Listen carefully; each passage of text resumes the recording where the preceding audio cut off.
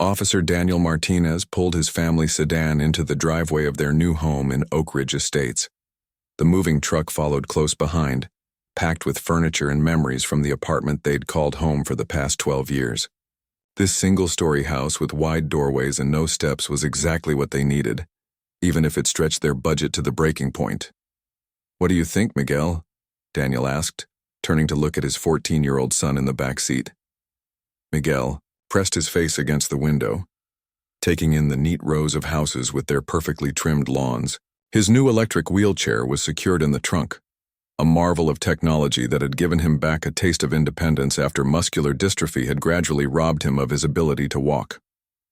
"It looks nice, Dad," Miguel said with a small smile. No stairs. Elena, Daniel's wife, reached back to squeeze her son's hand. "And look at all that smooth sidewalk for your chair. You'll be zooming around the neighborhood in no time." Daniel hadn't told the neighbors he was a police officer. After 15 years on the force, he'd learned that people acted differently when they knew. Some became overly careful with their words, while others peppered him with crime stories or complaints about speeding tickets. Here he just wanted to be Miguel's dad, not Officer Martinez. The family got out of the car, Miguel waiting patiently while Daniel assembled the portable ramp. The sleek electric wheelchair was a thing of beauty, custom-fitted to Miguel's body, with controls adjusted perfectly for his weakening muscles. It had cost more than their car, even with insurance covering part of it. But the look on Miguel's face when he first moved independently had been worth every penny of their savings. "Need a hand?" called a friendly voice from next door. A middle-aged woman with curly hair walked over carrying a covered dish. "I'm Diane from next door. Thought you might be too busy unpacking to cook tonight." Elena accepted the casserole, with genuine thanks. It was the first of several neighbors who stopped by throughout the day bringing food, plants, and welcome cards. Daniel began to feel hopeful. This could work. This could be the fresh start they needed. Around sunset, Miguel was testing his wheelchair on the driveway when a golf cart pulled up. The man driving it wore khaki shorts pulled high on his waist and a polo shirt buttoned to the top. A lanyard. Around his neck held a plastic badge that read HOA Security. "You must be the new family," he said, his smile not quite reaching his eyes. "I'm Warren Phillips, president of the Oak Ridge Estates Homeowners Association." "Nice to meet you," Daniel said, extending his hand. "I'm Daniel. This is my wife Elena and our son, Miguel." Warren barely glanced at Miguel in his wheelchair before handing Daniel a thick 3-ring binder with colored tabs sticking out from the sides. "Our community guidelines. I've highlighted the sections most commonly violated by new residents." Daniel's police instincts noted the choice of words, not overlooked or missed, but violated. Still, he nodded politely. "Thanks. We'll review it." "See that you do," Warren said, his eyes drifting to the portable ramp leaning against the garage. "Any modifications to the property's exterior appearance need to be pre-approved by the architectural committee. That includes ramps. By the way," Elena stepped forward. "It's just a temporary rubber ramp. We take it inside after use." Warren sniffed. "Visible medical equipment falls under Section 12, Paragraph 3 of the bylaws. You'll want to familiarize yourself with that." He put his golf cart in reverse. "Welcome to Oak Ridge." As Warren drove away, Daniel noticed a second man in a matching golf cart at the end of the street watching their house through binoculars. The cart had a battery-powered light bar on top, similar to those on police vehicles but clearly purchased from a novelty shop. "What was that about?" Elena asked, taking the heavy binder from Daniel. "Just someone who takes his volunteer job way too seriously," Daniel replied, trying to keep his voice light for Miguel's sake. After years of dealing with real criminals, he wasn't about to be intimidated by a man in a golf cart. Later that night, after Miguel had gone to bed, Elena flipped through the HOA guidelines. "Daniel, look at this. There are rules about everything. What color your garden hose can be, how many hours your garage door can stay open, even what kinds of plants are allowed in the front yard." Daniel sighed. "Every HOA has rules, honey. We knew that coming in. But listen to this one. Motorized vehicles may not be operated on community sidewalks or grassy areas. What about Miguel's wheelchair? That's motorized. That can't apply to medical devices, Daniel said, taking the binder. That would be against federal law. Elena bit her lip. I just want this to work out. Miguel needs stability, and since his diagnosis, her voice trailed off. Daniel put his arm around her. Hey, it's going to be fine.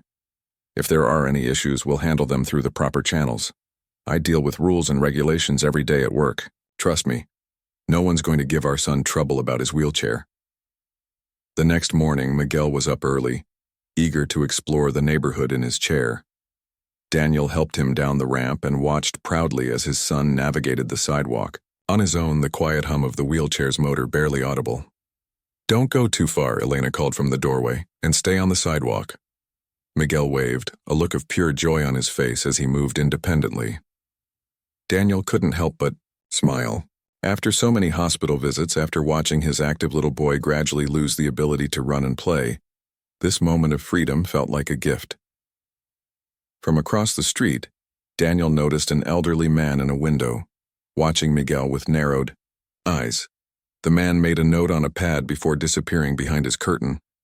Strange neighbors, Daniel murmured to himself. What's that? Elena asked, joining him in the driveway. Nothing, Daniel said quickly. Just thinking out loud. But as he helped unpack boxes that day, Daniel caught sight of 3 different golf carts driving slowly past their house. Each one paused just long enough for the driver to make notes or take photos. The word security was emblazoned on the sides of each cart in magnetic signs that didn't quite lie flat. Daniel had spent years recognizing patterns of surveillance as an officer. What he was seeing now felt uncomfortably familiar, though he tried to dismiss the feeling. Surely a suburban HOA wouldn't have residents spying on each other. That evening, an envelope appeared in their mailbox. Inside was a printed notice with the HOA logo at the top. Violation. Unauthorized structure visible from street, wheelchair ramp. Fine. $50 day until removed or approved. Submit Form 27B for medical accommodation request. Daniel stared at the notice, a knot forming in his stomach. He hadn't told Miguel's new school he was a police officer either, preferring to be known simply as a parent. But as he looked at the violation notice in his hand, he wondered if keeping his profession quiet in this neighborhood had been a mistake. 3 months had passed since the Martinez family moved into Oak Ridge Estates, and the thin folder of HOA violation notices had grown thick enough to need its own drawer in Daniel's desk. He sat at the kitchen table on a Sunday morning, coffee growing cold beside him as he filled out yet another form, requesting accommodation for Miguel's needs. Another one? Elena asked, setting a fresh cup of coffee beside him. Daniel nodded, rubbing his tired eyes. This time it's because Miguel's wheelchair left tire marks on the sidewalk after it rained. Apparently that counts as defacement of community property. Elena sat down across from him, her face lined with worry. That's ridiculous. How can tire marks from a wheelchair be a violation? Everyone's shoes leave marks when it rains. I know. Daniel tried to keep his voice calm, though months of dealing with these petty complaints had worn his patience thin. As a police officer, he'd learned to keep his cool in tense situations, but this ongoing harassment was testing those skills. I'm going to the HOA meeting tomorrow night. I've got copies of the ADA regulations that clearly protect Miguel's right to access. Outside the window, Miguel was carefully maneuvering his wheelchair along the sidewalk. The joy on his face when using his chair still made Daniel's heart swell. The physical therapist had been amazed at how much independence the chair had given Miguel, and his confidence had grown considerably over the summer. A golf cart crawled past their house, moving at walking speed. Gerald Thompson, a retired accountant, who served as Warren's right-hand man on the security committee, made no attempt to hide the fact that he was photographing Miguel. That's the 3rd time this week, Elena said, her hands clenching into fists. Why are they so obsessed with our son? Daniel watched as Miguel noticed Gerald and tried to wheel himself faster, clearly uncomfortable with the attention. I don't know, he said quietly. but it's starting to feel like harassment. At work, Daniel had mentioned the situation to his partner, Officer Chen, who had raised her eyebrows in surprise. Oak Ridge Estates? We've had calls from there before, she'd told him. Their HOA security committee likes to play cop. Last year they tried to make a citizen's arrest on some teenagers for skateboarding. The kids' parents nearly sued. Daniel hadn't shared this information with Elena. He didn't want to worry her more than she already was. Between Miguel's medical appointments and the constant stream of HOA notices, she had enough on her plate. The doorbell rang, startling both of them. Elena went to answer it, returning moments later with their neighbor, Diane, who looked upset. "I'm so sorry to bother you," Diane said, twisting her hands nervously. "But I thought you should know. The HOA board is holding a special meeting about your son's wheelchair." Daniel straightened in his chair. "What do you mean, a special meeting?" "My husband's on the landscaping committee." He overheard Warren and Gerald talking. They're claiming the wheelchair is damaging community property and causing a visual disturbance. They're pushing for new rules specifically about powered mobility devices. Elena's face paled. "Can they do that?" Diane shook her head.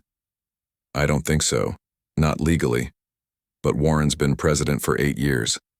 Most people are afraid to stand up to him." She lowered her voice. "He's had people's cars towed, cut off pool access for entire families, even called people's employers with complaints." Daniel thanked Diane for the warning. After she left, he and Elena sat in stunned silence. "Daniel," Elena finally said, "maybe you should tell them you're a police officer. It might make them back off." He'd considered it more than once. His instinct to keep his profession private was partly for Miguel's sake. He didn't want to be known as the cop's kid at his new school, but also from years of undercover work that had taught him the value of keeping a low profile. "Let me try handling this through proper channels first," he said. "If I tell them now, it might seem like I'm trying to intimidate them. I'd rather solve this the right way." The next evening, Daniel attended the HOA meeting alone. The community clubhouse was half filled with residents, most looking bored as Warren reviewed the monthly budget for lawn care. When it came time for residents' concerns, Daniel raised his hand. "I'd like to discuss the notices we've been receiving about my son's wheelchair," he said, standing as all eyes turned to him. "My family has received 17 violations in 3 months, most related to accommodations for my son's disability." Warren cut him off. "If you've submitted the proper forms, they'll be reviewed by the committee in due time." "I've submitted every form requested," Daniel replied, keeping his voice level. "But according to the Americans with Disabilities Act, many of these accommodations don't require approval. They're protected by federal law." Gerald Thompson stood up from his seat near Warren. "No one's above the rules here, Mr. Martinez. Your son's contraption—" "It's a wheelchair," Daniel corrected firmly. "A medically necessary mobility device." "Whatever you call it," Gerald continued, "it's causing damage. Those rubber wheels leave marks. The motor makes noise. And frankly, it's an eyesore." A murmur ran through the room. Daniel noticed a few uncomfortable glances exchanged between neighbors. Not everyone agreed with Gerald, it seemed. An elderly woman in the back raised her hand. "My grandson uses a wheelchair when he visits. Are you saying he's not welcome here either?" Warren banged his gavel. "We're not saying disabled people aren't welcome. We're saying there are procedures to follow. Mr. Martinez thinks the rules don't apply to his family." "That's not true," Daniel replied, fighting to keep his composure. "I'm simply pointing out that some of your rules directly contradict federal law, which supersedes HOA bylaws." Warren's face reddened. "This meeting isn't a legal debate. If you have concerns about our policies, put them in writing and submit them to the board." Daniel returned home, frustrated but not surprised. Elena was waiting up for him, worry etched on her face. "How did it go?" she asked. "About as well as you'd expect," Daniel sighed, sinking onto the couch. "They're not interested in listening, but I did notice not everyone supports Warren. Some of the other residents seemed uncomfortable with how they're treating us." Elena showed him her phone. While you were gone, I joined the neighborhood social media group. I've been messaging with other families. Turns out we're not the only ones dealing with this. There's a family on Oak Street whose daughter has autism. The HOA fined them for putting up a fence in their backyard because their daughter needs a safe place to play. Daniel's police training kicked in. We need to document everything. Take photos when they patrol past our house, save all the notices, record dates and times. For what? A lawsuit? Elena asked. Daniel shook his head. Hopefully it won't come to that. But if it does, we'll be ready. The next morning, Miguel found a notice taped to his wheelchair, which had been charging in the garage with the door open. Violation. Storage of recreational equipment in visible area. Fine. $75. Daniel carefully removed the notice, adding it to his growing file. Through the window, he could see Warren and Gerald slowly driving by in their golf cart, watching. The sight of them photographing his son's medical equipment made something harden in Daniel's chest. What did they do now, Dad? Miguel asked from the doorway, his young face serious beyond his years. Daniel forced a smile. Nothing we can't handle, buddy. How about we go practice those turns you've been working on?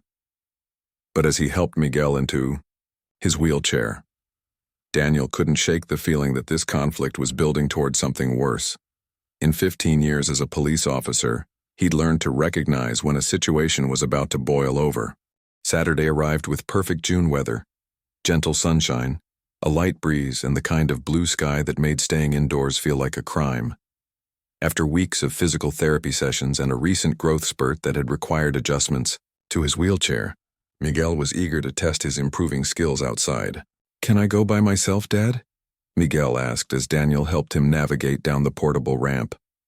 Just on the sidewalk? I won't go far. Daniel hesitated. Miguel had been practicing hard, learning to make tighter turns and navigate small bumps in the pavement. The physical therapist had been impressed with his progress, and the longing for independence in his son's eyes was impossible to miss. Sure, buddy, Daniel said finally. Stay where I can see you from the kitchen window, though. Mom and I will have lunch ready in about 20 minutes. Miguel's face lit up with a smile that made all their struggles with the HOA seem small by comparison. Thanks, Dad. I'll stay close. Daniel watched his son maneuver down the driveway, making a careful turn onto the sidewalk. The electric wheelchair hummed quietly as Miguel navigated past their neighbors' neatly trimmed hedges. Pride swelled in Daniel's chest. Despite everything life had thrown at him, Miguel remained determined, brave, and kind. Qualities that made Daniel more proud than any athletic achievement ever could have. Inside, Elena was making sandwiches in the kitchen. Daniel joined her at the counter, glancing periodically through the window to keep an eye on Miguel. He's getting really good with that chair, Elena remarked, following Daniel's gaze. Remember how nervous he was when he first got it? Daniel nodded, smiling at the memory. Now look at him. The physical therapist says his upper body strength has improved too, from handling the controls. For a few peaceful minutes, they worked side by side preparing lunch, the rhythm familiar and comforting. It was moments like these, ordinary, everyday moments, that Daniel treasured most. As a police officer, he'd seen how quickly life could change, how precious these quiet times really were. The sound of a golf cart's electric motor broke the silence. Daniel looked up to see Warren and Gerald approaching Miguel in their security vehicle, the plastic light bar on top flashing, red and blue. His police instincts immediately went on high alert. What are they doing? Elena asked, moving beside him at the window. Miguel had stopped his wheelchair at the edge of the community garden, near where the sidewalk curved. From their angle, Daniel could see his son was carefully turning around, one wheel briefly touching the grass as he navigated the tight space. Warren leaned out of the golf cart, gesturing animatedly at Miguel. Even from a distance, Daniel could see the confusion and discomfort on his son's face. I don't like this, Daniel said, already moving toward the door. I'm going out there. He stepped onto the front porch just in time to hear Warren's voice, carrying across the quiet street. Unauthorized vehicles are not permitted on community property. It's just my wheelchair, Miguel replied, his voice smaller than usual, I was just turning around. Gerald had exited the golf cart and was standing uncomfortably close to Miguel, looking down at him with his arms crossed. "It has a motor," he said, his tone condescending. Section 42.3 of the HOA bylaws clearly states that any motorized vehicle requires proper registration with the HOA office. Daniel started down the driveway, his pace quickening when he saw Gerald reach toward the control panel of Miguel's wheelchair. "Sir, I wasn't doing anything wrong," Miguel insisted, his hands gripping the wheelchair controls tighter. "This is how I get around. It's not a vehicle. It's my legs." "Rules are rules, young man," Warren replied, pulling what looked like a violation sticker from his pocket, the same kind they'd been placing on garbage cans left out too long or improperly parked cars. "Consider this an official warning." Daniel broke into a jog. "Excuse me," he called out, keeping his voice steady despite the anger building inside him. "That's my son you're speaking to." Warren turned, his expression changing from authority to annoyance. "Mr. Martinez, we're simply enforcing community standards. Your son's vehicle is on garden property." "It's a wheelchair," Daniel corrected, stepping between Warren and his son. "A medical device, not a recreational vehicle." He placed a protective hand on Miguel's shoulder, feeling him trembling slightly. And he was just turning around. Elena had followed Daniel outside and was now standing beside Miguel's wheelchair, her eyes flashing with maternal protectiveness. "The rules don't make exceptions," Gerald insisted, puffing out his chest where his name tag read Security Committee in bold letters. "Motorized devices of any kind are protected under federal law when they're necessary for mobility," Daniel finished for him. "As I've explained in writing at least 5 times now." Warren stepped closer, waving the violation sticker. "We represent the Homeowners Association," he said, his voice rising. "We have the authority to enforce community standards, and this wheelchair is in violation." "You need to step away from my son," Daniel said, his tone carrying the quiet authority he used at work, a voice that made even hardened criminals think twice. But Gerald, perhaps emboldened by Warren's presence or simply too caught up in his pretend police role, reached for the control panel of Miguel's wheelchair. "This device needs to be properly registered and display an HOA approval sticker before it can be operated on." "Don't touch his chair," Elena warned, moving to block Gerald's hand. Miguel, frightened by the confrontation, tried to back his wheelchair away from the men. Gerald grabbed the joystick control, ostensibly to stop him from leaving during their official warning. What happened next seemed to unfold in slow motion to Daniel's trained eye. The joystick, designed for Miguel's specific grip strength, snapped off in Gerald's hand. The wheelchair, receiving a sudden directional input, lurched forward unpredictably. Miguel tried to regain control, but without the joystick, the chair veered sharply to the right, its front wheel catching the edge of the curb. "Miguel!" Elena cried out as the wheelchair tipped, throwing her son onto the pavement with a sickening thud. The heavy chair crashed onto its side, parts of the custom control panel breaking loose and skittering across the sidewalk. Daniel was at his son's side in an instant, his police training taking over as he carefully checked for injuries. Miguel's face was scraped, his eyes wide with shock, but he was conscious and moving. "Don't try to get up yet, buddy," Daniel said gently, his hands steady despite the rage building inside him. "Let me make sure nothing's broken first." Elena knelt on Miguel's other side, tears streaming down her face as she gently stroked his hair away from the scrape on his forehead. "It's okay, sweetheart. You're going to be okay." Warren and Gerald stood frozen, the broken joystick still in Gerald's hand. The reality of what they'd done seemed to be slowly dawning on them. "We didn't mean," Warren began, his authoritative demeanor crumbling. "Don't," Daniel cut him off, his voice deadly calm as he confirmed Miguel had no serious injuries. "Don't say another word." He helped Miguel to a sitting position, relieved to find no broken bones or signs of concussion. The wheelchair lay on its side, clearly damaged beyond a simple repair. The custom control panel, designed specifically for Miguel's limited hand strength, was shattered, with wires exposed and components scattered. Daniel stood up slowly, pulling out his phone. He looked at Warren and Gerald, who had backed up several steps, their faces shifting from shock to the beginnings of fear. "I've been patient," Daniel said, his voice carrying the weight of every violation notice, every sleepless night, every moment of worry for his son. "I've followed your procedures. I've submitted your forms. I've attended your meetings." He paused, dialing a number from memory. "But you've just crossed a line that has actual legal consequences." Warren took a step back, his face paling as Daniel dialed his phone. "Are you threatening us? The HOA has legal authority. This is Officer Daniel Martinez, badge number 45721. Daniel spoke into the phone, his voice clear and professional, as he locked eyes with Warren. "I'm reporting an assault on a minor and destruction of medical equipment. I need units at 457 Oak Ridge Drive. Suspects are still on scene." The blood drained from Warren's face as Gerald's mouth fell open. The joystick he'd broken off Miguel's wheelchair slipped from his fingers, clattering to the sidewalk. "Officer?" Warren stammered. "You're a police officer?" Daniel didn't acknowledge the question, continuing his call. "I also need ADA compliance, officers and a detective to take statements regarding ongoing harassment." He paused, listening to the dispatcher. "Yes, I'll secure the scene until units arrive." Elena helped Miguel to a more comfortable position, using her light sweater to cushion his head. Neighbors had begun to emerge from their homes, drawn by the commotion. Diane from next door rushed over with a first aid kit and a bottle of water. "Is he okay?" she asked Elena, kneeling beside them. "I think so," Miguel answered for himself, wincing as he touched the scrape on his forehead.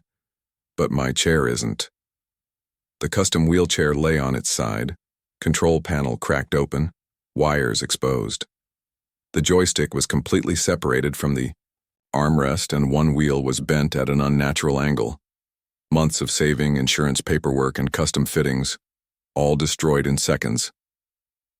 Daniel ended his call and knelt beside his son, his police training helping him maintain his composure, despite his anger. "Help is on the way, buddy. How are you feeling?" "My arm hurts," Miguel admitted, "and my head." His eyes filled with tears as he looked at his damaged wheelchair. "Dad, my chair. How will I get around now?" "Don't worry about that right now," Daniel assured him, though the same question was weighing heavily on his mind. The chair had been a major investment, one they couldn't easily replace. "We'll figure it out." Warren and Gerald remained frozen in place, the reality of their situation slowly sinking in. Gerald made a halting move toward his golf cart. "Don't even think about leaving," Daniel said without looking up. "You're both staying right here until my colleagues arrive." "Colleagues?" Gerald repeated, his voice cracking.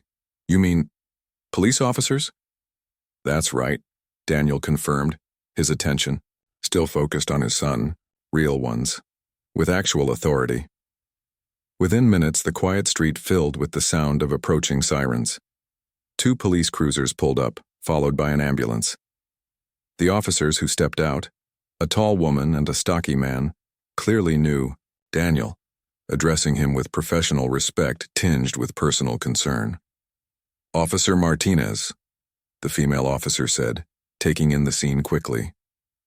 "Your son okay?" "Some scrapes and bruises, maybe a sprained wrist," Daniel replied. "These two," he nodded toward Warren and Gerald, "broke his wheelchair while trying to issue him a citation for using it." The officer raised her eyebrows, turning to the HOA men. "You were issuing citations? Under what authority?" Warren straightened, his posture trying to regain some dignity. "We're the HOA Security Committee. We enforce community standards in Oak Ridge Estates." The male officer snorted. "You're civilians with a golf cart. You don't enforce anything." He turned to his partner. "Let's get statements." Paramedics had arrived and were examining Miguel, talking to him gently as they checked his vitals and tested his limbs for injury. Elena stayed by his side, holding his hand and answering questions about his muscular dystrophy and medications. More neighbors had gathered, watching from their driveways as the scene unfolded. Daniel overheard whispered conversations. "I told you they'd go too far eventually. They gave me a fine for having the wrong color mailbox. Is that boy okay? Poor thing. A detective arrived, introduced herself to Daniel, and began taking photographs of the damaged wheelchair. She picked up the broken joystick, placing it in an evidence bag. "You've been documenting the harassment?" she asked Daniel. He nodded. "Every notice, every interaction, it's all in a file inside." "Good," she said. "That will help with the case. This is criminal mischief at minimum, probably assault as well. And there could be federal charges under the ADA. Warren overheard this and stepped forward, his face ashen. "Federal charges? We were just doing our jobs as the HOA security." "You don't have jobs as security," the female officer interrupted. "You're playing dress-up in a golf cart." She held up Warren's ID badge. This is meaningless. You have no law enforcement authority whatsoever." Gerald seemed to shrink, his earlier bravado completely gone. "We didn't mean to hurt anyone," he said quietly. "We were just following the HOA guidelines." "Guidelines don't trump federal law," the detective said. "And they certainly don't give you the right to touch someone's medical equipment." Another police car arrived, and a sergeant stepped out. He spotted Daniel and walked over, concern creasing his weathered face. "Daniel," he said, clasping his shoulder. "Your boy okay?" "He will be," Daniel replied. "Thanks for coming, Sarge." The sergeant surveyed the scene, his experienced eyes taking in the damaged wheelchair, the growing crowd of neighbors, and Warren and Gerald standing miserably beside their golf cart with its toy light bar. "We've had complaints about this HOA before," the sergeant told Daniel. "But nothing this serious. This crosses several legal lines." He shook his head. "Why didn't you tell me you were having trouble here? I could have had community relations step in months ago." Daniel sighed. "I wanted to handle it through proper channels. I thought if I followed their procedures, filled out their forms." "You were trying to be a good neighbor," the sergeant finished for him. "I understand." The paramedics had finished examining Miguel and helped him onto a stretcher. "We're going to take him in for some x-rays," one explained to Elena. "Just to be safe. His vitals are good, but with his condition, we want to be thorough." Elena looked at Daniel, worry etched on her face. "I'll go with him in the ambulance," she said. "You handle things here?" Daniel nodded, giving Miguel's hand a squeeze. "You're going to be fine, buddy. I'll be there soon." As the ambulance pulled away, Diane approached Daniel with several other neighbors he recognized from HOA meetings. "We're so sorry this happened," she said. "Not all of us support what Warren and the committee have been doing. Many of us have been afraid to speak up." An older man nodded in agreement. "They've been running this neighborhood like their own little kingdom for years, threatening people, giving out fines for the smallest things. I got a violation for having a wheelchair ramp for my mother when she visited," a woman added. "I took it down rather than fight them. I wish I hadn't now." Daniel looked around at the gathered neighbors, seeing genuine concern and the beginning of something he hadn't expected: community support. The detective finished her preliminary investigation of the wheelchair and approached Daniel. "The damage is extensive," she reported. "We're looking at several $1,000s at least." Daniel nodded grimly. The chair had cost over $15,000, much of it not covered by insurance. Even with his police salary, replacing it would be a significant hardship. "Who will pay for that?" asked one of the neighbors, overhearing. "The individuals responsible," the detective replied, "and possibly the HOA's insurance, since these men were acting as HOA representatives." Warren, who had been giving his statement to one of the officers, looked up in alarm. "The HOA can't be held responsible for this. We were just enforcing the rules." The sergeant stepped closer to Warren, his voice low but clear. "Son, you weren't enforcing anything. You were harassing a disabled child and his family.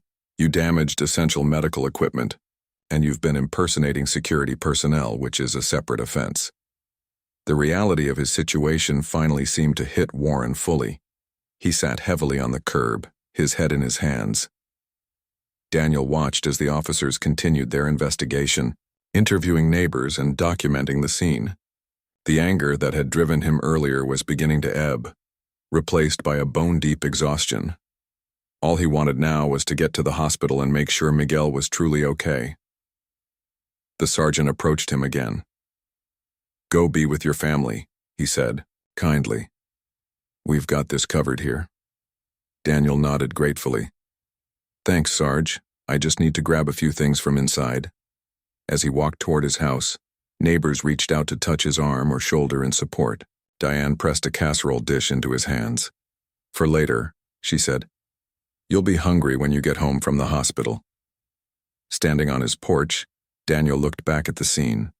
Police officers taking statements, neighbors talking and concerned, groups Warren and Gerald sitting miserably by their golf cart.